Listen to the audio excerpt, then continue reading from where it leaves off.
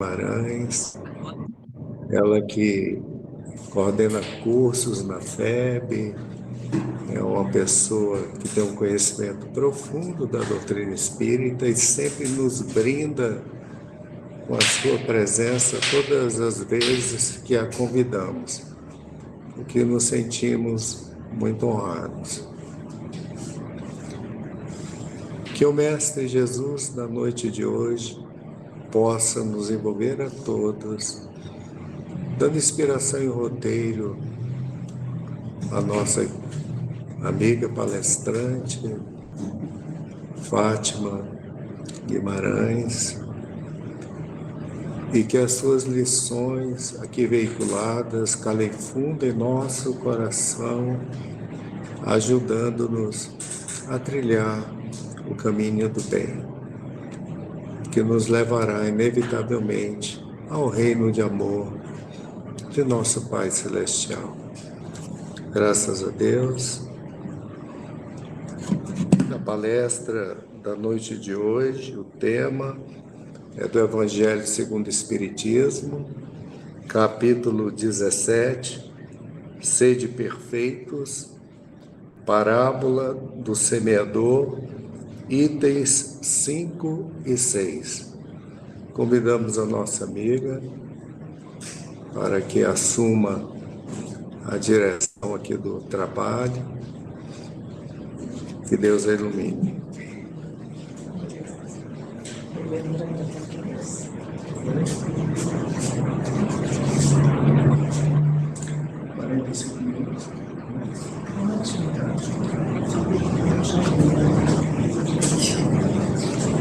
Prezados irmãos, boa noite. É uma alegria estarmos mais uma vez aqui reunidos, em nome de Jesus, buscando cada vez mais nos aproximarmos dele pelo estudo do seu Evangelho, não é? E sempre me recordo, acho que já falei aqui, de um momento de Chico Xavier, em que ele, já muito conhecido pelo seu carinho, pela sua humildade, pelo trabalho que realizava de consolo, foi convidado a ir numa casa espírita muito pequena, numa cidadezinha do interior de Minas, e ele pediu que ninguém falasse que ele estaria lá para não haver muita gente, não é? Confusão, assim as pessoas ficarem desconfortáveis. E qual não foi a surpresa dele? Que o amigo tem sempre um outro bom amigo, que tem sempre um outro bom amigo, um outro bom amigo, não é? Que foi falando, e quando ele chegou lá, a casa estava cheia, e por lado de fora da casa, mais ainda, as pessoas tentando ver, ouvi-lo, não é? E o dirigente da casa diz assim: Chico, estão todos aqui para te ver. E ele disse: não, estão todos aqui com saudades de Jesus. E realmente a gente tem saudades de Jesus, não é? E Chico era aquela pessoa que vivia o Evangelho de Jesus em sua maior pureza, que procurou, como Jesus, nos deixar o exemplo das possibilidades que todos nós temos neste caminho. E a parábola do semeador é uma parábola muito rica para todos nós, como todo o Evangelho de Jesus. E eu gostaria de relembrar um momento a parábola para que pudéssemos, então, falar sobre ela. Mateus nos diz assim, segundo as palavras de Jesus: naquele mesmo dia, tendo saído de casa, Jesus sentou-se à borda do mar. Em torno dele, logo reuniu-se grande multidão de gente, pelo que entrou, então, numa barca, onde sentou-se, permanecendo na margem todo o povo. Disse então muitas coisas por parábolas, falando-lhes assim: aquele que semeia, saiu a semear. E semeando uma parte da semente, caiu ao longo do caminho, e os pássaros do céu vieram e a comeram. Outra parte caiu em lugares pedregosos, onde não havia muita terra. As sementes logo brotaram. Porque carecia de profundidade a terra onde haviam caído, levantando-se o sol, as queimou, porque não tinham raízes e secaram. Outra parte caiu entre espinheiros, e estes, crescendo, as abafaram. E, finalmente, uma outra parte caiu em terra boa e produziu frutos, dando algumas sementes 100 por um, outras 60 e outras 30. Isso está no Evangelho de Mateus, no capítulo 3, de 1 a 9. Mas Jesus retoma a parábola do semeador, como fala aqui no início, que ele falou muitas parábolas naquele dia, e lá no versículo 18 ele retoma, relembrando o que ele havia começado no versículo 1. Escutai, pois, vós outros, a parábola do semeador. Ele agora vai explicar, para que fique bem claro, e ninguém tenha dúvidas do que ele tinha dito antes. Quem quer que escuta a palavra do reino e não lhe dá atenção, vem o espírito maligno e tira o que lhe fora semeado no coração. Esse é o que recebeu a semente ao longo do caminho. Aquele que recebe a semente em meio das pedras é o que escuta a palavra e que a recebe com alegria no primeiro momento, mas não tendo nele raízes, dura apenas algum tempo. E aí, sobrevindo reveses e perseguições por causa da parábola, tira ele daí motivo de escândalo e queda. Aquele que recebe a semente entre espinheiros é o que ouve a palavra, mas em quem, logo, os cuidados deste século, ele fala naquele século, e a ilusão das riquezas abafam aquela palavra e a tornam infrutífera. Aquele, porém, que recebe a semente em boa terra, é o que escuta a palavra que lhe presta atenção, e em quem ela produz frutos, dando 100 ou 60 ou 30 por um. Aqui eu gostaria de destacar o versículo onde ele fala-nos sobre o espírito maligno inicialmente. Quem quer que escuta a palavra do reino e não lhe dá atenção, vem o espírito maligno e tira o que foi semeado. Nós sabemos que ele falava para a época, não é? Em que as pessoas acreditavam, tinham ainda essa ideia.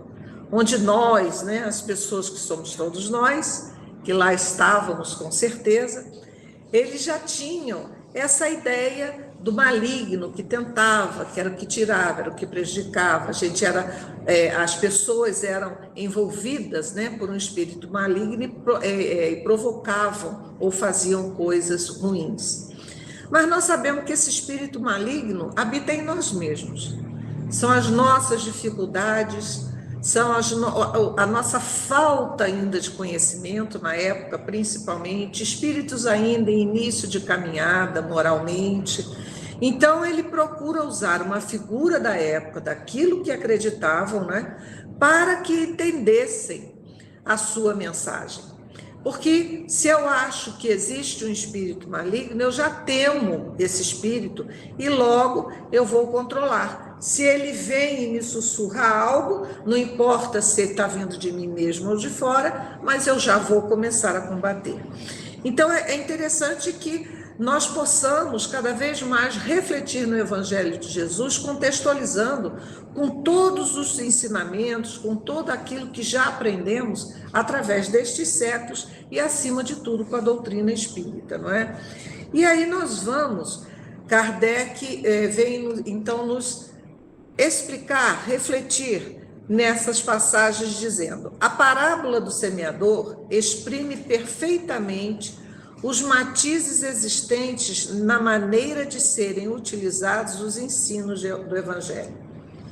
Então, até a época de Kardec, nós vemos na história do cristianismo muitas coisas boas, mas devido a nós ainda, com muita paixão pela matéria, muitas barbaridades, não é? Vemos a Inquisição, vemos lutas sangrentas, vemos a separatividade, né, a divisão dentro do próprio cristianismo, vemos que dentro das próprias igrejas Um acha que é melhor do que o outro, que seu trabalho, a sua pregação era maior do que a outra. Por isso, Kardec destaca aqui, né, os ensinos do Evangelho sendo utilizados de formas diferentes. Aí ele diz assim: quantas pessoas há para as quais ele não passa de letra morta? E que como a semente caída sobre os pedregulhos, nenhum fruto dá. Não menos justa aplicação encontra ela nas diferentes categorias. Aí ele vai ser assim direto, objetivo. Não estamos falando das demais religiões, não dos demais segmentos cristãos. Ele vem e diz: não menos justa essa aplicação encontra ela nas diferentes categorias espíritas. Então, chamando-nos a atenção mais uma vez, como Jesus naquela época chamava a atenção daqueles que já entendiam a sua mensagem e o seguiam. É uma reflexão que está conosco há mais de 160 anos e que temos então que buscar refletir o que estamos fazendo com o Evangelho de Jesus. Porque muitas vezes adaptamos aquilo que estudamos, aquilo que entendemos, para justificar a nossa dificuldade de trabalhar os nossos maiores inimigos, que são os inimigos internos, a nossa mudança.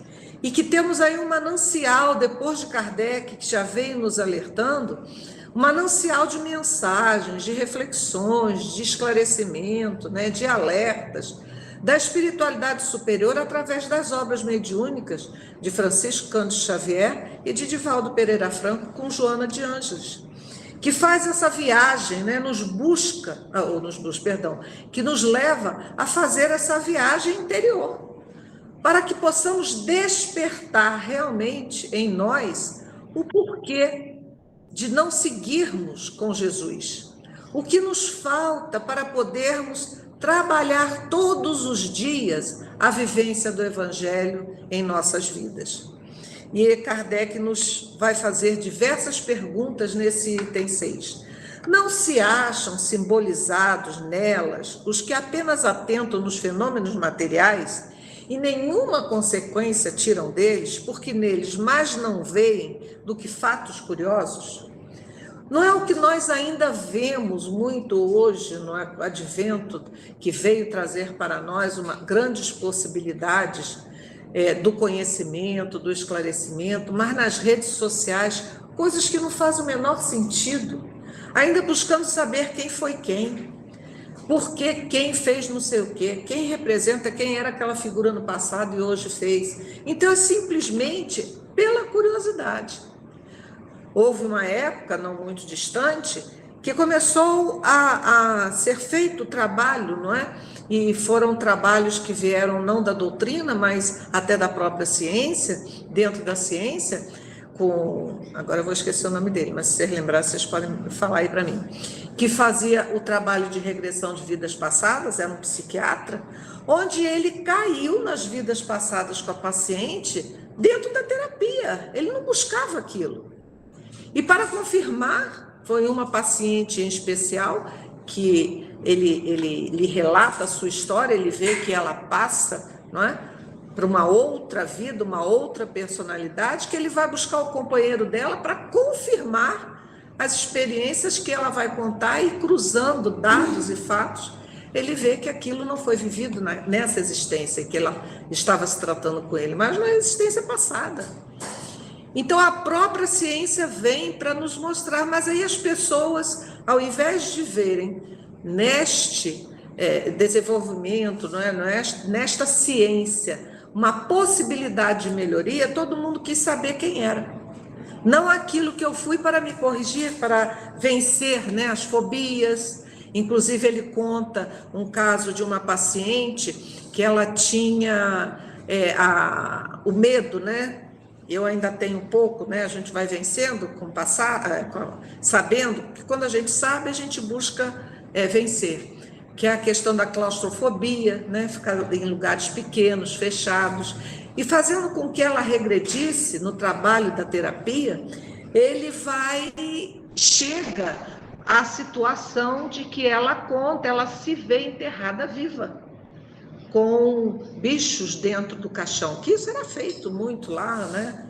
Na época bem antiga, inclusive no próprio Egito, não é?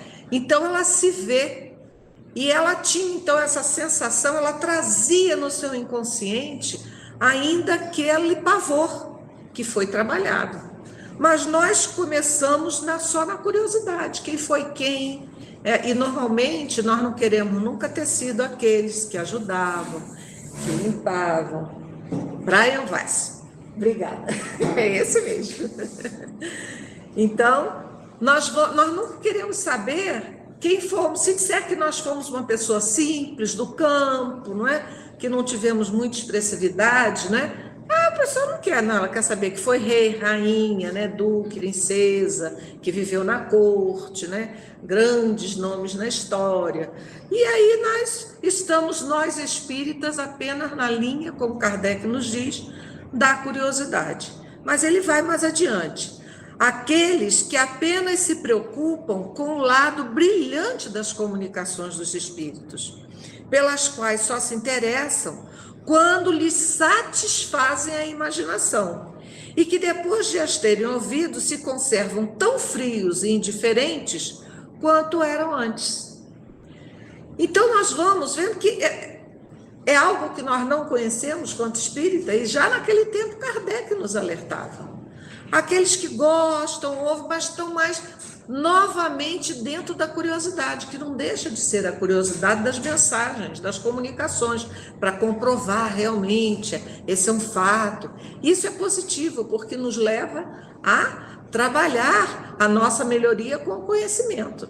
Mas tem que ter algo mais, tem que fazer diferença em nossas vidas.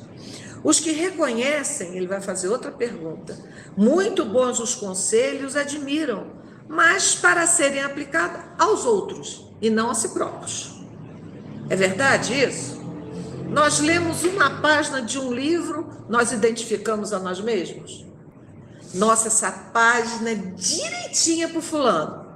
Nossa, o Beltrano precisava ler isso aqui. Ou então, olha, vou enviar essa mensagem aqui para o meu amigo, porque é para ele. Nunca é para nós. Nunca é para nós. E aquilo que nós identificamos e que nos chama a atenção, ainda hoje eu abri rapidamente o Instagram, não sou muito de ficar no Instagram, mas minha nora botou alguma coisa, eu fui lá ver, e estava o Haroldo Dutra Dias falando, não era uma mensagem dentro da doutrina, porque ele tem outro, né, trabalho na área da psicologia, da psiquiatria, e ele falando que tudo aquilo que nos incomoda muito, no outro, é o que nós precisamos corrigir.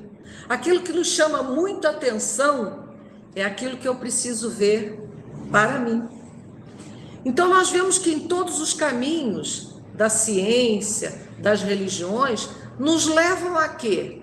A buscarmos realmente olhar para nós mesmos, porque é o nosso processo evolutivo. Claro que podemos e devemos ajudar a levar a mensagem, o esclarecimento, mas estarmos atentos, primeiro, o que é para nós. E ele faz mais uma pergunta. Aqueles finalmente para os quais essas instruções são como a semente, que cai na terra boa e dá frutos. Então, são aqueles que realmente buscam fazer com que as sementes recebidas do Evangelho de Jesus, da doutrina espírita, das informações científicas, tecnológicas, tudo aquilo que recebemos sejam sementes boas, que sejamos aquele solo adubado, fértil, para que essas sementes que nos chegam, elas brotem, deem árvores fortes e frutos saudáveis. Aí nós temos que fazer algumas perguntas, quer dizer, eu busquei fazer algumas perguntas para mim e divido aqui com vocês. Jesus começa a parábola dizendo, aquele que semeia, saiu a semear. Quem é que saiu a semear? No Evangelho sabemos que é Jesus. Hoje, quem sai a semear? Nós somos semeadores? Somos apenas sementes? Somos o solo? Qual é o papel hoje? Nós aqui, espíritos encarnados, com já uma bagagem maior para o entendimento. Qual é a nossa posição? Emmanuel, em Vinha de Luz, nos diz assim, no capítulo 15, quem diz alguma coisa é a espiritualidade traduzindo de uma forma bem mais clara, mais direta, o que é a parábola do semeador. Quem diz alguma coisa está semeando algo no solo da vida. E quem determina isto ou aquilo está consolidando a semeadura. Então, tudo que dizemos, estamos semeando no solo de nossa vida e na vida daqueles que nos acompanham, daqueles que nos ouvem, que levarão não só a palavra, mas também a nossa emoção, aquele momento em que ela foi dita, a situação em que nós nos encontrávamos, porque somos observados constantemente, em todos os momentos. E ele ainda fala, mas aquele que determina isto ou aquilo está consolidando a semeadura. Então, aqueles de nós, que todos nós estaremos num momento determinando isto ou aquilo. Alguns em uma posição onde a influência e a determinação será bem grande, em nível social, de comunidade, de emprego, de empresa, de tarefas. Mas na nossa casa, nós estamos ali determinando. Nós estamos dizendo isto e aquilo e mandamos fazer. O que estamos fazendo?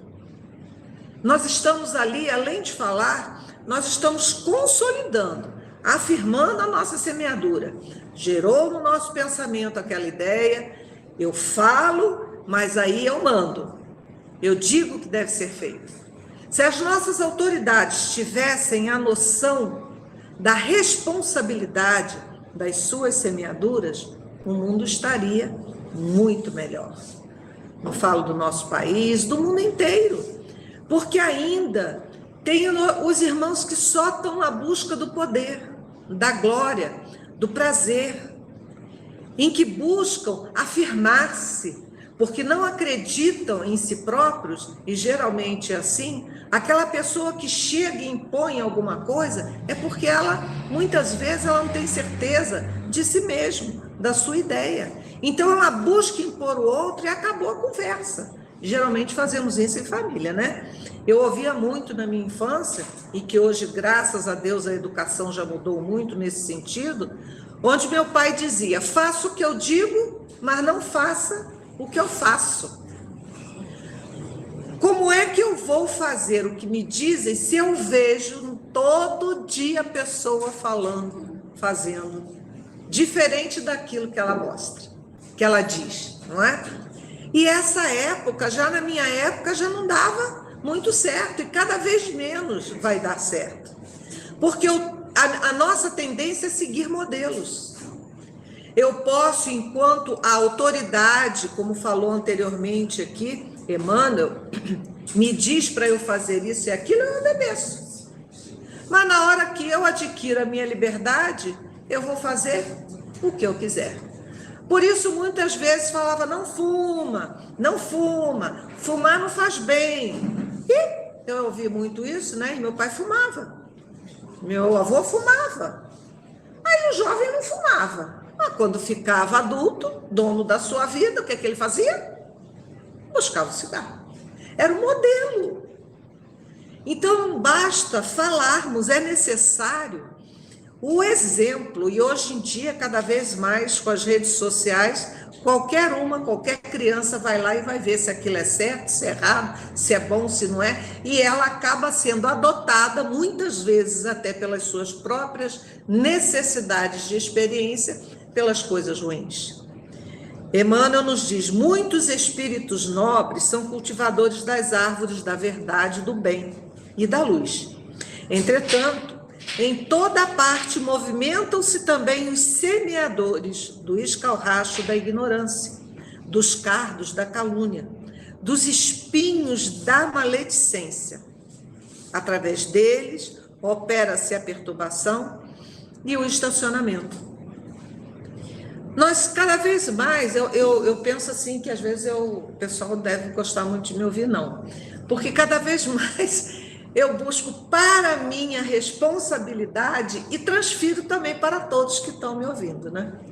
Nós, espíritas, temos uma responsabilidade enorme, porque isso não está sendo dito para os outros, está sendo dito para nós, que estamos dentro da doutrina por Emmanuel.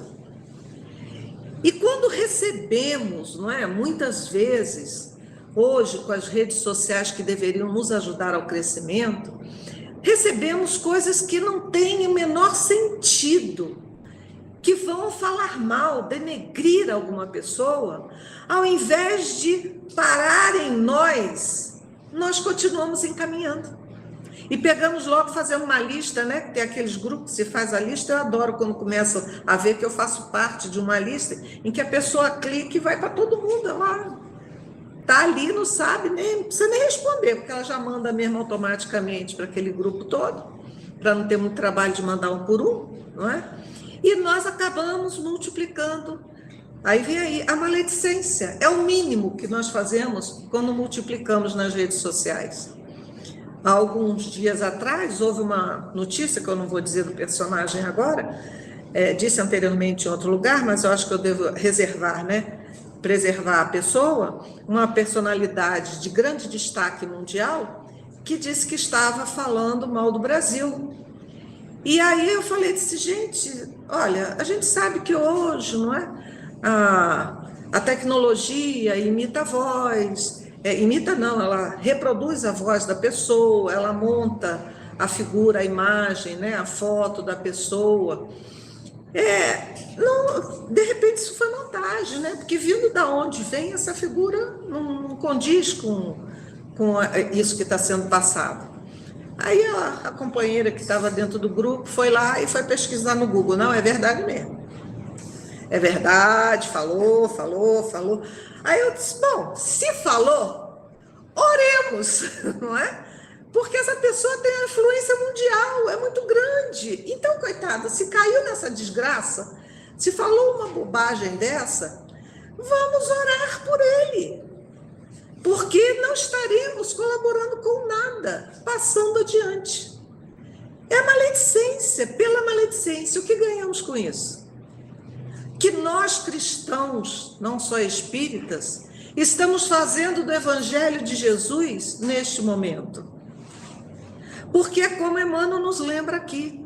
Através destas pessoas, opera-se o que? A perturbação e o estacionamento.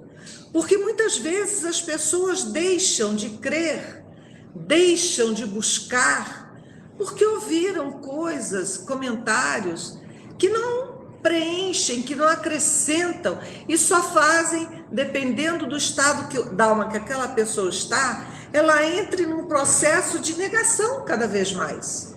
Quando ela precisa receber mensagens que a levem a sair de si mesma, a buscar, a ter esperança, a vencer, não é? As dificuldades do momento, sejam de saúde, sejam afetivas, sejam psíquicas, porque o mundo hoje está sofrendo muito. Nós estamos realmente, hoje ainda estava comentando com meu marido de manhã, nós chegamos novamente à sociedade, à humanidade, naquele ápice, não é? Dos problemas morais.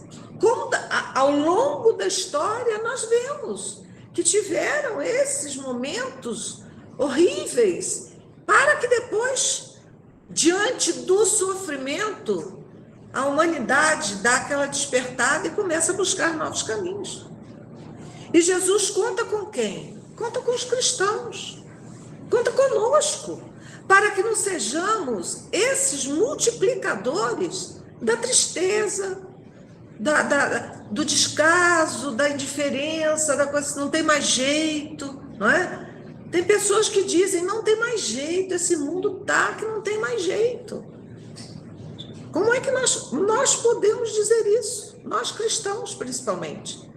Quando a mensagem do Cristo está em todos os lugares, em todos os segmentos científicos, filosóficos, Vemos hoje grandes trabalhos dos filósofos atuais, filósofos contemporâneos, que se voltam não para ensinar a história da filosofia, não para passar somente o que o filósofo falou, mas mostrando que desde a antiguidade estava ali a palavra de Jesus, nos profetas, nos filósofos, nos grandes pensadores, impulsionando a humanidade, para que ela se modificasse, para que passasse a pensar. Que então estejamos atentos para o que tipo de mensagem eu passo, que tipo de exemplo eu dou. Se no momento, e que não é só nas coisas, ali me aborreci, não, é no dia a dia, na nossa vida, de dia a dia mesmo, ninguém espera, é Emmanuel mesmo que nos diz, que haja uma mudança. Jesus não espera uma mudança nossa do dia para a noite, nem da noite para o dia. É um trabalho de semeadura, de cuidado com a semente, de estar ali aguando, protegendo do sol, cuidando, podando, para que essa semente realmente se torne uma árvore forte, com grandes frutos. Então, temos os nossos momentos de dificuldades no nosso dia a dia, estão passando para os nossos filhos, estão passando para os nossos netos, para os nossos amigos. Como estamos encarando o nosso dia a dia? As aflições que nos chegam, as coisas negativas que batem à nossa porta e que nós nem queremos, né? Que eu digo, a porta através das mídias, de todos os jeitos, né? Nós nem queremos muitas vezes saber e somos informados. Vamos levar o lado positivo, é o momento. Pobre dessa criatura. Estamos passando realmente por uma necessidade de nos melhorarmos. Esse irmão, gosto muito de me lembrar da música, da canção que diz: um dia todos nós seremos anjos. Mas nós não olhamos o irmão equivocado como anjo. Nós não nos vemos um dia como seres angelicais. E todos nós seremos anjos, como a canção nos diz. Vamos trabalhar e acreditar. Mas não podemos mais, nós com a doutrina espírita, apenas acreditar. Por quê? Porque nós já sabemos. Porque nós já sabemos da pluralidade das existências, já sabemos do caminho que vamos percorrer, já sabemos que estamos numa escola e que as lições que chegam, por mais duras que nos chegam, é o que eu preciso para eu vencer a mim mesmo, para que eu me torne mais criativo, para que eu me torne mais forte, para que eu busque novos caminhos, novos horizontes de melhoria, porque eu um dia serei anjo. Então, se eu puder ser mais cedo, melhor, não é? E se eu já puder ser um pouquinho anjo hoje, melhor ainda, não é? Levando o quê? Uma palavra de ânimo, uma palavra de otimismo. Mesmo nós, muitas vezes nós vemos que aquela situação ali não tem jeito. Está indo mesmo para o fundo do poço. Mas se eu chego para a pessoa e digo assim, acabou, não dá mais, se conforma. Aquela pessoa, se ela já está num processo depressivo grande e de grande desesperança, o que ela faz? Ela acaba de ir ladeira abaixo. Então, vamos confiar. Esse momento é um momento difícil, mas se veio é porque você consegue superar. É um momento de aprendizado. Vamos ver o que a vida está nos dizendo com esse momento. É o aprendizado necessário. Que ao invés da pessoa descer a ladeira abaixo, ela vai ganhar novo ânimo. E quantas pessoas desenganadas. Eu tenho na família pessoas com diagnóstico para 2 meses de vida. Tem 16 anos que superou um câncer, com metástase. Agora, para o médico, iria morrer daí a 2 meses. Então, quem somos nós para dizer que não tem solução alguma coisa? Quem somos nós para dizer que já não dá mais? Sejamos nós aquele, não é? Em que a semente cai em boa terra, que dá bons frutos, que desejamos o melhor.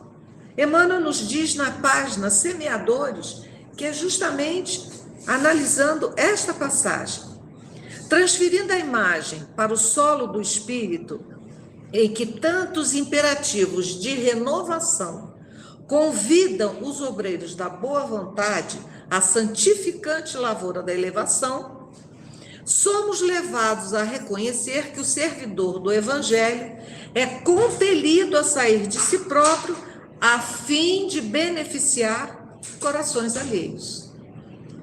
Já é uma diretriz. Na hora que eu estiver muito mal, ao invés de eu ficar curtindo, porque na hora que nós estamos mal, a gente quer curtir, não é? Às vezes eu escuto assim, poxa, eu não tenho direito de curtir aqui um pouco a minha tristeza. Aí eu costumo dizer assim, lá em casa, tem, mas não fica muito tempo não, tá? Porque não vai dar certo. Todo mundo tem o seu momento de luto, seu momento de tristeza, mas se eu não buscar sair, cada vez eu fico mais deprimida. Cada vez eu fico mais triste. E a cabeça não consegue elaborar coisas para a solução. Ela só vai buscar cada vez mais os pontos negativos. Os pontos negativos. Então, aqui Emmanuel nos diz aqui, o servidor do Evangelho é compelido a sair de si próprio a fim de beneficiar corações alheios. Sempre que tivermos possibilidade, quando estivermos muito ruim, vamos buscar ajudar alguém. Tem alguém precisando de alguma coisa?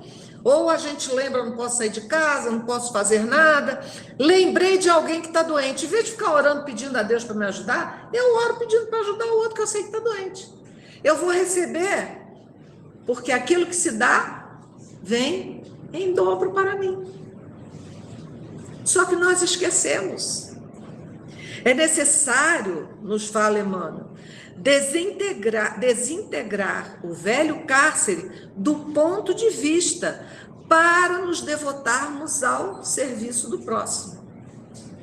Esse é um outro ponto que muitas vezes deixamos de fazer porque começamos a analisar sobre o nosso ponto de vista. Não precisa, não está fingindo, não é a hora, agora não dá. E aí nós não fazemos porque ficamos na análise. E a pessoa precisa naquela hora, ou aquela situação precisa de uma solução naquela hora. Não é começar a analisar para eu ver se vou fazer ou não depois.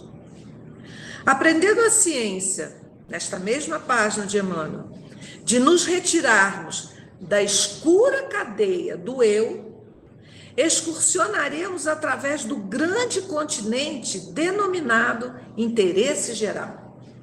E na infinita extensão dele, encontraremos a terra das almas, sufocada de espinheiros, ralada de pobreza, revestida de pedras ou intoxicada de pântanos, oferecendo-nos a divina oportunidade de agir a benefício de todos.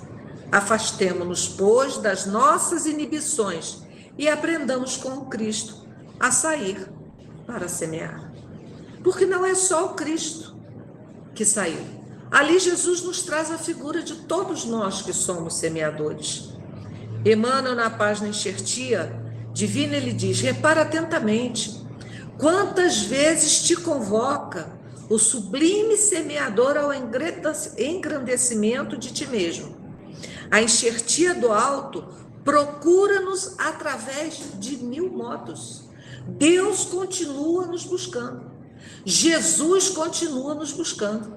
Deus continua nos dando todos os recursos necessários para que a sua semente realmente cresça, brote e frutifique em torno de nós. E vou encerrando aqui com Emmanuel no livro Caminho e Verdade e Vida, que ele nos diz: o homem cavará o solo, espalhará as sementes, defenderá o serviço e cooperará com a natureza. Mas a germinação, o crescimento, a florescência e a frutificação pertencem ao Todo Misericordioso. E muitas vezes, na questão do nosso ponto de vista, está nisso. Nós queremos fazer e queremos resultado. Nós queremos ajudar e queremos que a pessoa nos responda imediatamente aquilo que nós estamos fazendo, ou agradecendo, ou respondendo positivamente aqueles conselhos, ou correspondendo àquilo que nós orientamos, mas nós só estamos aqui como agricultores, como os lavradores, do nosso próprio solo e do solo daqueles que estão conosco. Porque quem vai receber, pegar esses frutos é o todo misericordioso, é o nosso Pai que está no céu, né? No alimento de cada dia prevalece sublime ensinamento de colaboração entre o Criador e a criatura que raras pessoas se dispõem a observar. Esforça-se o homem e o Senhor lhe concede as utilidades. Todo o esforço nosso, ele é acompanhado de perto e é nos trazido tudo o que precisamos para que dê certo no nosso esforço, no trabalho, no bem. A gente sabe que o que a gente faz também de errado traz resultados, mas são resultados limitados que têm sua adoração. É a semente que cai na pedra, ou a semente que cai no solo ruim, brota um pouquinho, murcha e não dá frutos. Mas a boa semente está sempre sendo alimentada por aquela centelha divina que todos nós recebemos como filhos de Deus. E que a cada ação, no nosso pensamento, no bem, o que começa no nosso pensamento, ela estará sendo alimentada e adubada para que nós possamos realizar o nosso trabalho de cuidado. Aí gostaria de lembrar que nessa parábola nós temos que ver que em toda a nossa trajetória, nos nossos dia a dia, ora somos semeadores. E temos que ver que tipo de semente nós estamos levando. O que eu estou passando, como Emmanuel nos falou lá na página inicial, com as minhas palavras, com a minha forma de ser. O que eu estou semeando? Mas também eu sou semente, porque eu estou recebendo de todos à minha volta. Que tipo de semente eu estou agasalhando em mim? As sementes boas ou a semente da negatividade? A semente da positividade ou a semente da esperança? E também somos solo. Que tipo de solo estamos? É aquele solo ácido, em que quando vem uma boa palavra, uma boa ação, um bom ensinamento, uma boa mensagem, algo de positivo e bom, eu chego e digo assim, isso aí não vai durar nada. Nossa, isso aí, poxa, não tem nada a ver. Porque é o que nós ainda fazemos com o lado do bem. O bem ainda não tem muita notícia, ele não ganha manchete. Porque nós mesmos não multiplicamos o bem. Mas se for uma notícia ruim, a gente multiplica. Que tipo de solo eu sou? Então, ora somos semeadores, ora somos sementes e ora estamos sendo solo. Que solo é esse que estamos oferecendo ao Pai, em que Ele está alimentando essa semente que implantou divina dentro de cada um de nós para que ela cresça e floresça? Encerro então aqui com as palavras de Emmanuel, que nos diz assim: o servo trabalha e o Altíssimo lhe abençoa o suor.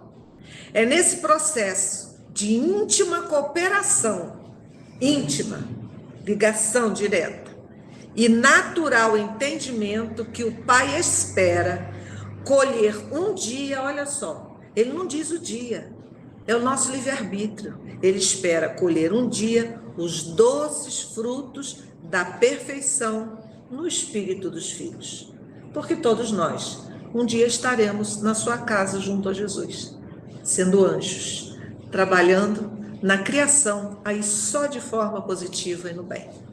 Que Jesus nos fortaleça, nos abençoe, com certeza Ele nos abençoa todos os dias, mas que possamos recolher no solo dos nossos corações e das nossas mentes sempre a boa semente e que levemos o melhor de nós em cada dia, aonde estivermos, para todos aqueles que caminham conosco. Muita paz a todos e muito obrigado mais uma vez pela oportunidade de estar aqui com vocês. Nós que agradecemos.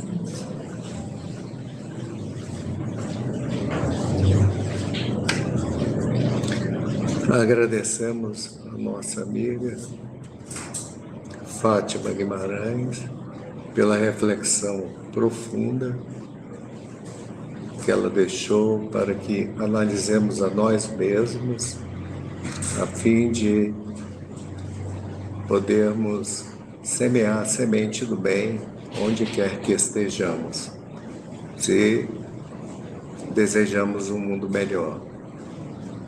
Senhor, obrigado por este momento, por essas reflexões aqui ouvidas, que calam fundo em nosso coração, fazendo-nos ver qual o caminho que nós estamos trilhando, se está compatível com o Evangelho do Senhor, para que não venhamos a nos desviar desta rota abençoada que fará da nossa vida algo muito melhor e um exemplo edificante para aqueles que estão ao nosso derredor. Abençoa nossa reunião singela, deste ambiente singelo, e dai-nos as forças suficientes para seguirmos adiante, vivenciando, na medida do possível, o Teu Evangelho de amor e luz. Graças a Deus, agradecemos a todos que nos acompanharam também online e queremos dizer que todas essas palestras, elas estão registradas na nossa casa, para aqueles que quiserem ouvi-las novamente, e ficarão como um repositório relicário de luz para aqueles que vierem após nós.